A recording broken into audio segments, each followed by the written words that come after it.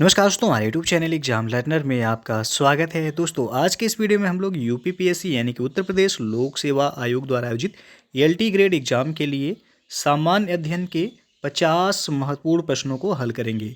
ये आपके LT grade exam GS वाले पार्ट के लिए जो है काफ़ी महत्वपूर्ण है और उसमें 30 क्वेश्चन पूछे जाते हैं। टोटल 150 प्रश्न पूछा जाता है एलटी ग्रेड एग्जाम में, जिसमें 120 प्रश्न हुआ सब्जेक्ट से पूछा जाता है और 30 क्वेश्चन जीएस वाले पार्ट में पूछा जाता है, जो कि सभी सब्जेक्ट के लिए कॉमन होता है। तो ये जीएस पार्ट के लिए है। तो वीडियो को लाइक शेयर कर दीजिएगा। चैनल पर पहली बार आए हैं तो चैनल को सब्सक्राइब कर लीजिएगा, साथ में बेल आइकन को प्रेस कर लीजिएगा, जिससे आने वाले अगले वीडियो का नोटिफिकेशन आपको पहले मिलता रहे। तो आइए शुरू करते हैं।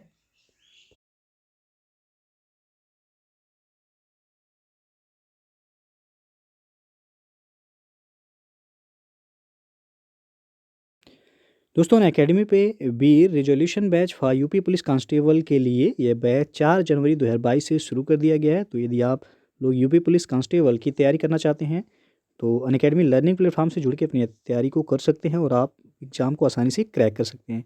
नीचे डिस्क्रिप्शन में पूरा डिटेल दे दिया गया है, वहाँ पे जाके आप चेक कर सकते हैं। और इसका लैंग्वेज हिंदी है और कोर्स का ड्यूरेशन जो है 3 मंथ का है। तो आप डिटेल जो है चेक कर सकते हैं। साथ में यदि आप सब्सक्रिप्शन लेते हैं तो यदि आप हमारा रेफरल कोड यूज़ करेंगे एग्जाम लर्नर, तो आपको 10% का एक्स्ट्रा डिस्काउंट।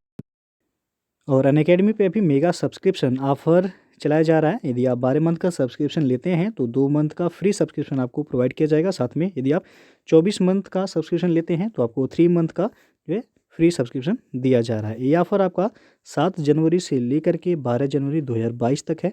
तो नीचे जो है डिटेल्स दे दिया गया डिस्क्रिप्शन में, वहाँ पे जाके आप चेक कर सकते हैं।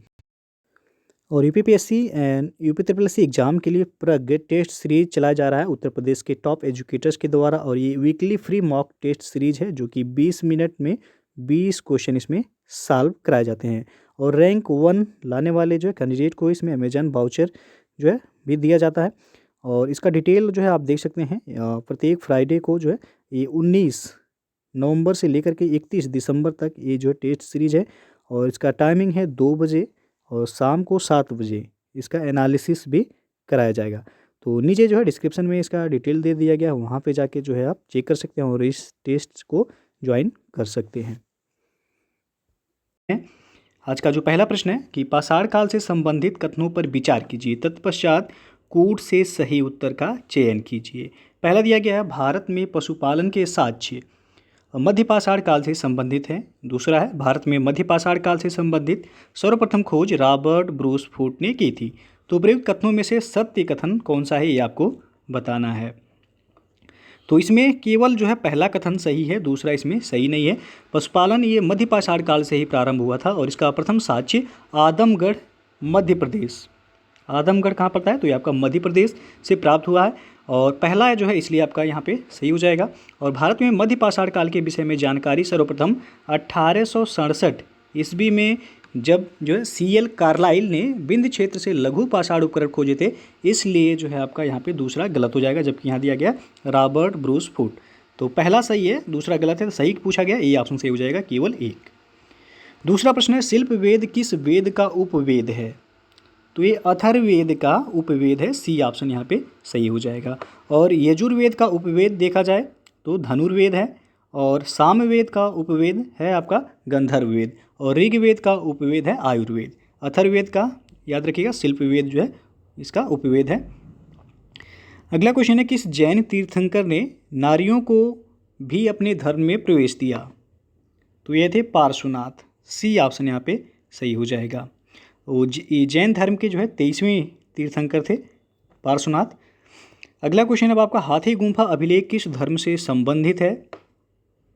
तो यह जैन धर्म से संबंधित है, बी ऑप्शन यहाँ पे सही हो जाएगा। पांचवा प्रश्न मौर्यकालीन अधिकारियों यानी कि अध्यक्षों व उनसे संबंधित विभागों के गलत युग्म की पहचान कीजिए। तो यहाँ पे डी ऑप्शन आप देख सकते हैं, लक्षणाध्यक्ष दिया गया खनन विभाग से। तो ये आपका छापे खाने का अध्यक्ष होता था, न कि खनन विभाग का। तो डी ऑप्शन यहाँ पे सही सुमेलित नहीं है। बाकी नवाध्यक्ष ये जहाजरानी विभाग से संबंधित हैं। पौतवाध्यक्ष मापतौल से, कुप्याध्यक्ष ये वनों के अध्यक्ष से संबंधित है। अगला जो प्रश्न है निम्नलिखित में से कौन सा गुप्तकालीन मंदिर उत्तर प्रदेश में स्थित है? तो यह है देवगढ़ का दशावतार मंदिर। ये गुप्त काल का जो है सर्वोत्कृष्ट मंदिर है देवगढ़ का दशावतार मंदिर, जो कि उत्तर प्रदेश के बुंदेलखंड के ललितपुर जिले में यह स्थित है।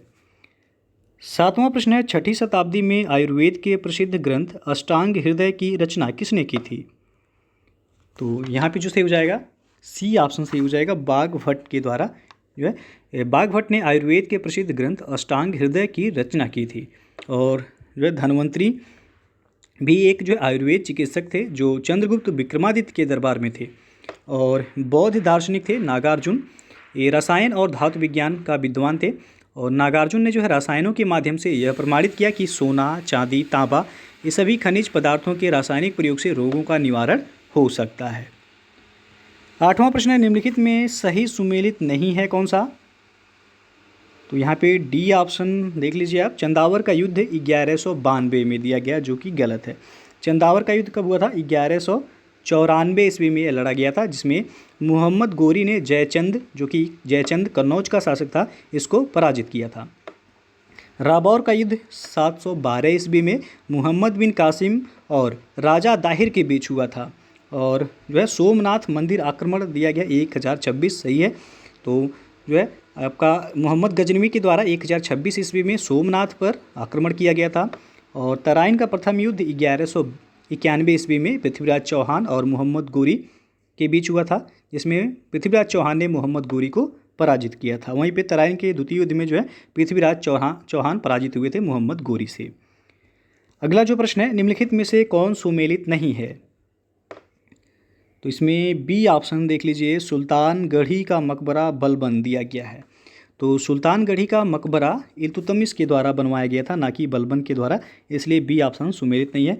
कुब्बत उल इस्लाम मस्जिद कुतुबुद्दीन ऐबक के द्वारा इसका निर्माण हुआ था। हौज ए अलाई ये अलाउद्दीन खिलजी द्वारा बनवाया गया। तुगलकाबाद शहर एक गयासुद्दीन तुगलक के द्वारा बसाया गया था। तो बी ऑप्शन सुमेलित नहीं है यहाँ पे। 10वां प्रश्न है, निम्नलिखित को सुमेलित कीजिए। एक तरफ लेखक दिया गया है, दूसरी तरफ उनकी रचनाएं दी गई हैं। तो आपको कोड के माध्यम से बताना है कि कौन सा ऑप्शन सही हो जाएगा यहाँ पे। तो चलिए देखते हैं। मिनहाज उल सिराज के द्वारा लिखा गया है तबकात नासिरी, ये का हो जाएगा तीसरा। इब्न बतूता रेहला, बी का हो जाएगा दूसरा। हसन निजामी ताजुल मासिर, सी का हो जाएगा पहला। और जियाउद्दीन बर्नी के द्वारा लिखा गया तारीख़ फिरोज शाही, तो डी का हो जाएगा चौथा, यानी कि 3 2 1 4। तो 3 2 1 4 पहला ही ऑप्शन सही हो जाएगा। अगला प्रश्न है, निम्नलिखित सूफीवाद सिलसिलों में कौन संगीत के विरुद्ध था? तो वह थे नक्शबंदी सिलसिला, सी ऑप्शन यहाँ पे सही हो जाएगा। और इस जो है नक्शबंदी सिलसिले के प्रवर्तक देखा जाए तो बहाउद्दीन नक्शबंदी थे। अगला प्रश्न है, मुगल काल में मनसबदारी पद्धति के विषय में निम्नलिखित कथनों पर विचार कीजिए। पहला दिया गया है, इस व्यवस्था की शुरुआत अकबर द्वारा की गई। दूसरा है, मनसब केवल जात में विभाजित होते थे। तीसरा, इस पद्धति से अकबर को साम्राज्य विस्तार में सहायता मिली। तो उपरोक्त कथनों में से सही कथन आपको बताना है। तो यहाँ पे पहला और तीसरा सही है, दूसरा सही नहीं है। तो 1 और 3 यानी कि बी ऑप्शन सही हो जाएगा यहाँ पे। और 13 नंबर क्वेश्चन है, मध्यकालीन भारत में किस संत के दोहे गुरु ग्रंथ साहिब में संकलित किए गए हैं? तो यहाँ पे सी ऑप्शन सही होगा, रैदास। संत रैदास को रविदास के भी नाम से जाना जाता है और इनके द्वारा रचित बहुत से पद गुरु ग्रंथ साहिब में संकलित किए गए हैं। और 14 नंबर क्वेश्चन है, निम्न कथनों पर विचार कीजिए। पहला दिया गया, भारत और अफगानिस्तान के मध्य सीमा रेखा का निर्धारण लॉर्ड लैंसडाउन के समय हुआ था। दूसरा है, चार्ल्स मेटकाफ को भारतीय प्रेस का मुक्तिदाता कहा जाता है। तीसरा है, लॉर्ड हार्डिंग तृतीय के समय भारत की राजधानी कलकत्ता से दिल्ली स्थानांतरित करने की घोषणा की गई थी। तो उपयुक्त में से कौन सा कथन सत्य है, ये आपको बताना है। तो यहाँ पे पहला और दूसरा जो है सही है, तीसरा सही नहीं है। तो 1 2 सत्य कथन पूछा गया है, तो सी ऑप्शन सही हो जाएगा। 1 और 2 सही है।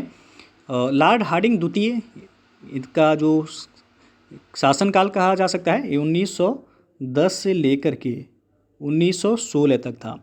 इसके समय ही बंगाल विभाजन को रद्द करने की घोषणा की गई थी और इसी के समय भारत की राजधानी कलकत्ता से दिल्ली स्थानांतरित करने की भी घोषणा की गई थी।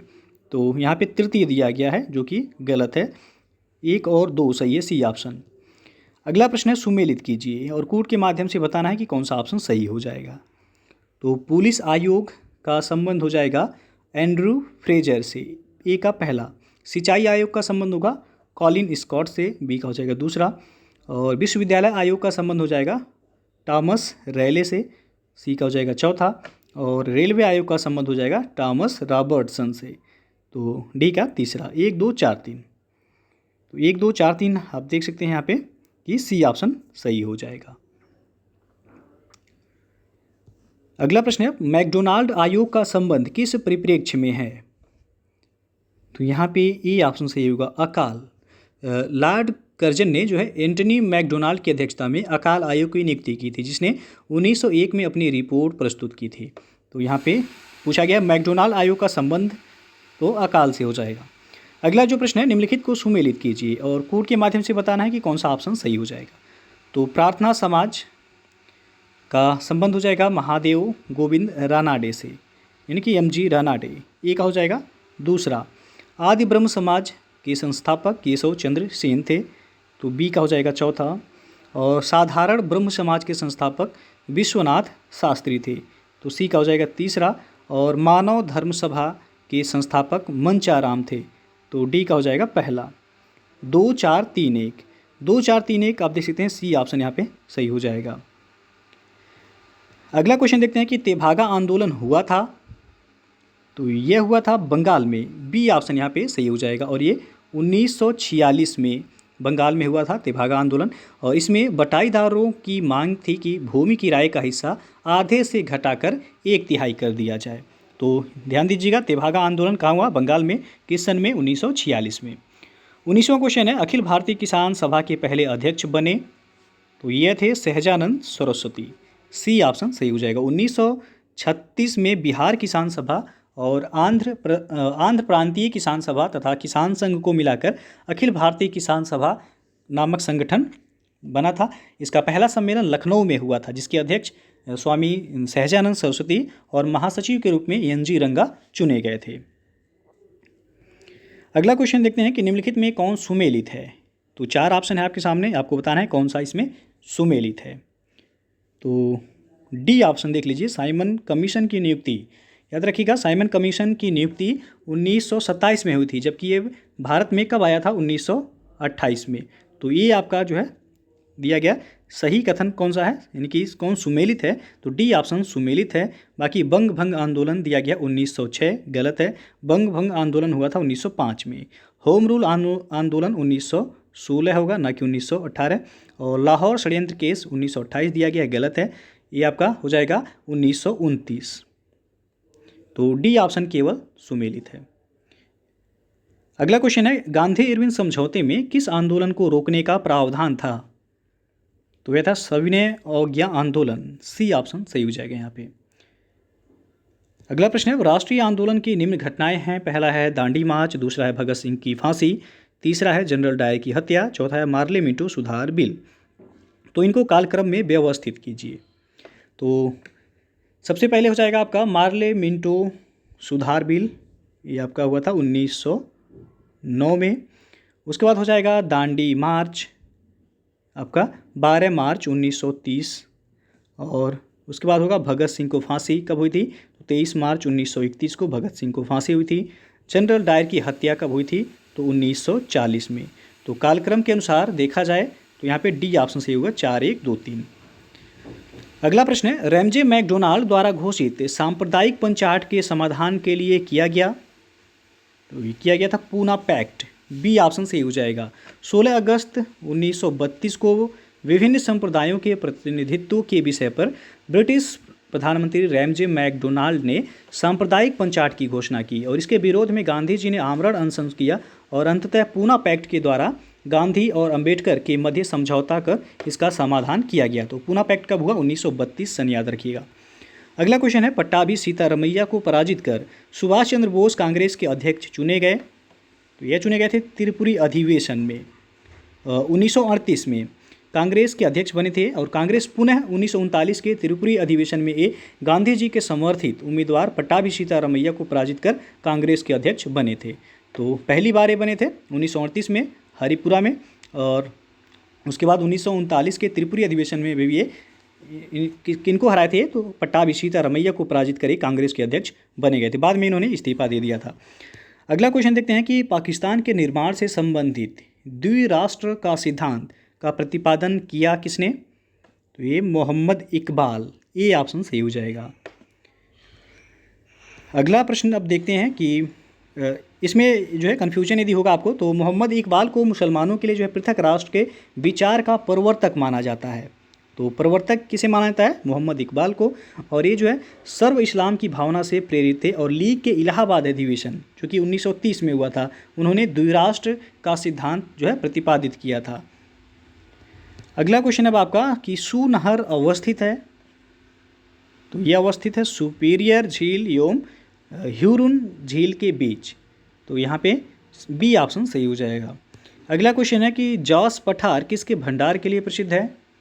तो ये टिन के भंडार के लिए प्रसिद्ध है, डी ऑप्शन सही हो जाएगा यहाँ पे। और यह अफ्रीका में स्थित है जॉस पठार। अगला क्वेश्चन है निम्नलिखित में से कौन सा देश बाल्टिक देशों में शामिल नहीं है? तो रोमानिया ये बाल्टिक देशों में शामिल नहीं है। बाल्टिक देश में शामिल है एस्टोनिया, लिथुआनिया एवं लाताविया। रोमानिया एक बाल्कन देश है। कौन सा देश? ये बाल्कन देश की श्रेणी में आता है। अगला प्रश्न है निम्नलिखित में से कौन सा देश लाल सागर से संलग्न नहीं है, यानी कि जुड़ा हुआ नहीं है? तो इसमें लीबिया हो जाएगा, डी ऑप्शन। लाल सागर ये अफ्रीका को एशिया से अलग करता है और अफ्रीका के 4 देश हैं मिस्र, सूडान, एरिट्रिया एवं जिबूती, ये लाल सागर से जुड़े हुए हैं यानी कि संलग्न हैं। तीसरा प्रश्न है निम्नलिखित में से कौन एशिया एवं यूरोप के मध्य सीमा नहीं बनाता? तो वह आल्प्स पर्वत, सी ऑप्शन सही हो जाएगा यहाँ पे। और हिमालय के फॉल्ट में मेन सेंट्रल थ्रस्ट को सही परिभाषित करता है? तो यह है लघु हिमालय एवं बृहत हिमालय के मध्य फॉल्ट, बी ऑप्शन यहाँ पे सही हो जाएगा। अगला क्वेश्चन देखते हैं कि निम्नलिखित में से कौन सी नदियाँ गोदावरी नदी की सहायक नदियाँ हैं? पहला है वंशधारा, उसके बाद इंद्रावती, प्राणहिता और पेन्नार। तो इंद्रावती और प्राणहिता ये गोदावरी नदी की सहायक नदी है, यानी कि दूसरा और तीसरा ऑप्शन कौन सा सही होगा? बी ऑप्शन सही हो जाएगा। गोदावरी नदी ये प्रायद्वीपीय भारत की सबसे बड़ी नदी है और इसकी लंबाई है 1465 किलोमीटर और यह महाराष्ट्र के नासिक जिले से निकलती है एवं बंगाल की खाड़ी में गिरती है। इसकी मुख्य सहायक नदियों में है पेनगंगा, इंद्रावती, प्राणहिता एवं मंजरा। अगला क्वेश्चन है अब निम्नलिखित को सुमेलित कीजिए और कूट के माध्यम से बताना है कि कौन सा ऑप्शन सही होगा यहाँ पे। तो चलिए देखते हैं। बन्नी चारागाह ये आपका गुजरात में है, तो ये कहा हो जाएगा तीसरा। बग्याल या बुग्याल चारागाह कहाँ पड़ेगा? तो उत्तराखंड में, बी का हो जाएगा पहला। खजियार चारागाह ये आपका हिमाचल प्रदेश में पड़ेगा, सी का हो जाएगा चौथा। और पहलगाम चारागाह ये जम्मू कश्मीर में, डी का हो जाएगा दूसरा। यानी कि 3-1-4-2, 3-1-4-2 यानी कि ये ऑप्शन सही हो जाएगा यहाँ पे। अगला क्वेश्चन देखते हैं कि गंगा नदी की लंबाई के अनुसार राज्यों में प्रवाह का घटता हुआ क्रम कौन सा है सही है, ये आपको बताना है। तो यहाँ पे सी ऑप्शन सही हो जाएगा। उत्तर प्रदेश, पश्चिम बंगाल, बिहार एवं उत्तराखंड में गंगा नदी यदि लंबाई के आधार पर देखा जाए उत्तर प्रदेश में सर्वाधिक लंबी है, ये 1140 किलोमीटर ये प्रवाहित होती है उत्तर प्रदेश में। पश्चिम बंगाल में देखा जाएगा तो 520 किलोमीटर ये प्रवाहित होती है, बिहार में 445 किलोमीटर, उसके बाद उत्तराखंड। तो सी ऑप्शन यहाँ पे सही हो जाएगा। 35 नंबर क्वेश्चन है निम्नलिखित में से कौन सी भारतीय नदी पश्चिम की ओर प्रवाहित नहीं होती है? ध्यान दीजिएगा, क्वेश्चन पूछा जा रहा है कि पश्चिम की ओर प्रवाहित नहीं होती है, तो इसमें बी ऑप्शन सही हो जाएगा। वैगई नदी भारत की पश्चिम की ओर प्रवाहित होने वाली नदियां हैं नर्मदा, ताप्ती, माही, पेरियार नदी है, शरावती है, लूनी नदी है और साबरमती नदी है। वैगई नदी ये पश्चिम की ओर नहीं बहती है, तो इसमें बी ऑप्शन सही हो जाएगा। अगला प्रश्न है निम्नलिखित में किसकी नेट प्राथमिक उत्पादकता सर्वाधिक है? तो वह उष्णकटिबंधीय वर्षा वनों की, ए ऑप्शन सही हो जाएगा यहाँ। और निम्नलिखित में से पृथ्वी की घूर्णन गति के कारण होता है? पहला दिया गया पवन एवं समुद्री धारा में विक्षेपण, दूसरा है दैनिक ज्वार भाटे की स्थिति में परिवर्तन, तीसरा है ध्रुवों का चपटाकार स्वरूप। तो कौन सा विकल्प सही होगा यहाँ पे? तो तीनों ही सही है। पृथ्वी की घूर्णन गति के कारण ये तीनों ही घटनाएं जो है कारण है, तो डी ऑप्शन सही हो जाएगा यहाँ पे। अगला प्रश्न है निम्नलिखित कथनों पर विचार कीजिए। पहला दिया गया भूकंप अधिकेंद्र से 115 डिग्री और 145 डिग्री के बीच का क्षेत्र भूकंपीय छाया क्षेत्र होता है। और दूसरा है भूकंपीय छाया क्षेत्र में केवल यस तरंगें अभिलेखित होती हैं। और तीसरा है एक भूकंप का छाया क्षेत्र दूसरे भूकंप के छाया क्षेत्र से भिन्न होता है। तो उपयुक्त में से सही कथन कौन सा है? तो इसमें सही केवल 3 है, पहला दूसरा सही नहीं है, तो बी ऑप्शन आपका सही हो जाएगा यहाँ पे। भूकंपीय छाया क्षेत्र वह क्षेत्र होता है जहाँ कोई भी भूकंपीय तरंग अभिलेखित नहीं होती है। और भूकंपीय छाया क्षेत्र भूकंप अधिकेंद्र से 105 डिग्री से 145 डिग्री के बीच का क्षेत्र होता है। और एक भूकंप का छाया क्षेत्र दूसरे भूकंप के छाया क्षेत्र से सदैव भिन्न होता है। तो केवल तीसरा इसमें सही है, पहला दूसरा गलत है। अगला प्रश्न है, निम्नलिखित में से कौन भूमिगत जल द्वारा उत्पन्न स्थल रूप नहीं है? तो इसमें टुम्बोलो, डी ऑप्शन सही हो जाएगा आपका।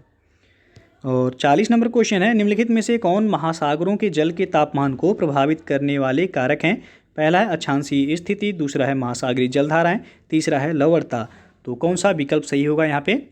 डी ऑप्शन सही हो जाएगा, उपयुक्त सभी। और अगला जो प्रश्न है, निम्नलिखित कथनों पर विचार कीजिए। पहला दिया गया, भारत की तटीय आधार रेखा से 200 समुद्री मील तक भारत का अनन्य आर्थिक क्षेत्र यानी कि ईईजी विस्तृत है। और अनन्य आर्थिक क्षेत्र में भारत नए द्वीपों का निर्माण कर सकता है एवं प्राकृतिक संसाधनों का विदोहन कर सकता है। उपयुक्त में से सत्य कथन कौन सा है? तो यहाँ पे पहला और दूसरा दोनों ही सही है, सी विकल्प सही हो जाएगा। तटीय आधार रेखा से देखा जाए तो 24 समुद्री मील की दूरी तक अविच्छिन्न मंडल या संलग्न क्षेत्र कहते हैं। और इस क्षेत्र में भारत को साफ सफाई, सीमा शुल्क वसूली एवं वित्तीय अधिकार प्राप्त हैं। और तटीय आधार रेखा से 200 समुद्री मील तक भारत का अनन्य आर्थिक क्षेत्र यह विस्तृत है। और अनन्य आर्थिक क्षेत्र में भारत नए द्वीपों का निर्माण कर सकता है एवं प्राकृतिक संसाधनों का विदोहन भी कर सकता है। तो दोनों ही कथन सही है, यहाँ पे सी ऑप्शन सही हो जाएगा। 42वां क्वेश्चन है, निम्नलिखित में से रबी की फसल कौन सी है? तो ए ऑप्शन सही हो जाएगा, मसूर। रबी की फसलों में गेहूं, जौ, चना, मटर, सरसों, मसूर और आलू आ जाएगा। खरीफ की फसलों में देखा जाए तो चावल, ज्वार, बाजरा, मक्का, तिल, मूंगफली, सोयाबीन, ये सभी खरीफ की फसलों के अंतर्गत आ जाएंगे। तो ये ऑप्शन सही हो जाएगा यहाँ। अगला क्वेश्चन है आपका, निम्नलिखित कथनों पर विचार कीजिए। पहला कथन है, बांगर नवीन जलोढ़ निक्षेप मैदान होते हैं जो उपजाऊ होते हैं। दूसरा कथन है, खादर प्राचीन जलोढ़ मैदान होते हैं जो कम उपजाऊ होते हैं, इन्हें रेह या कल्लर भी कहा जाता है। तो उपर्युक्त कथनों में से सही विकल्प का चुनाव करें। तो पहला और दूसरा दोनों ही गलत है, तो सही कोई नहीं है, तो इसलिए आपका डी ऑप्शन सही हो जाएगा। बांगर, तो बांगर ये प्राचीन जलोढ़ निक्षेप से निर्मित मैदान होते हैं जो कि अपेक्षाकृत ऊंचे होते हैं और इन मैदानों में बाढ़ का पानी सामान्यतः पहुंच नहीं पाता है। और खादर जो है ये आपका नवीन जलोढ़ निक्षेप से निर्मित मैदान होते हैं, यह अपेक्षाकृत नीचा प्रदेश होता है और प्रत्येक वर्ष नदियाँ यहाँ जलोढ़ निक्षेपित करती हैं जिससे यह उपजाऊ बना रहता है। तो दोनों ही गलत हैं, यहाँ पे डी ऑप्शन सही हो जाएगा। अगला क्वेश्चन है, साल, सागौन, शीशम एवं चंदन किस प्रकार के वनों की प्राकृतिक वनस्पति हैं? तो यहाँ पे बी विकल्प सही होगा, उष्णकटिबंधीय मानसूनी वनों की। और 45वां क्वेश्चन है, भारत की जलीय अथवा समुद्री सीमा से लगे देशों की संख्या है। तो यहाँ पे सी ऑप्शन सही हो जाएगा, 7। भारत की जलीय समुद्री सीमा से 7 देश लगे हुए हैं। पाकिस्तान है, मालदीव है, श्रीलंका, बांग्लादेश, म्यांमार, थाईलैंड और इंडोनेशिया है। कुल 7 देश हैं, सी ऑप्शन सही हो जाएगा। 46वां क्वेश्चन है कि कौशल भारत मिशन के संबंध में निम्नलिखित कथनों पर विचार करें। पहला है, कौशल भारत मिशन की शुरुआत वर्ष 2014 में की गई थी। और दूसरा है, इस कार्यक्रम का उद्देश्य वर्ष 2022 तक 40 करोड़ से अधिक युवाओं को कौशल प्रशिक्षण प्रदान करना है। तो उपयुक्त में से कौन सा सत्य कथन है? तो इसमें दूसरा केवल सही है, पहला सही नहीं, इसलिए बी ऑप्शन आपका सही हो जाएगा। कौशल भारत मिशन की शुरुआत हुई थी 15 जुलाई 2015 को और इस मिशन का प्रमुख उद्देश्य वर्ष 2022 तक 40 करोड़ से अधिक युवाओं को बाजार आधारित कौशल प्रशिक्षण प्रदान करना है। और इस मिशन के अंतर्गत जो कार्यक्रम संचालित किए जा रहे हैं उनमें प्रधानमंत्री कौशल विकास योजना है, प्रधानमंत्री कौशल केंद्र है और अप्रेंटिसशिप ट्रेनिंग योजना है। तो इसमें दूसरा ही केवल सही है। अगला प्रश्न है, उपकर और अधिभार के संबंध में कौन सा कथन सत्य है?